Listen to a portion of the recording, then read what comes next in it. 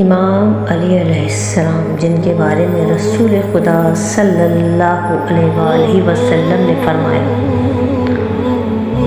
کہ میں جس کا مولا ہوں اس کے یہ علی مولا ہے، اور یہ کہ آپ امیر المومنین امام المتقین ہیں، اور آپ ہی کے بارے میں رسول خدا صلی اللہ علیہ وآلہ وسلم نے فرمایا کہ میں علم کا شہر ہوں اور علی اس کا دروازہ ہے۔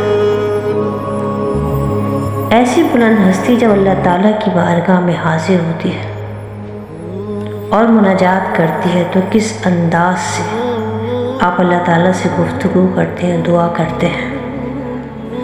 امام علیہ السلام فرماتے ہیں، اے خدا، تو وہ سب کچھ بخش دے جنہیں تو مجھ سے زیادہ جانتا ہے۔ اگر میں ان چیزوں کی طرف پلٹوں تو تو اپنی مغفرت کو پلٹا دے۔ خداوندہ، جس عمل کار خیر کا میں نے اپنے نفس سے وعدہ کیا تھا اور تو نے اسے پورا ہوتے ہوئے نہ پایا، اسے بھی معاف کر۔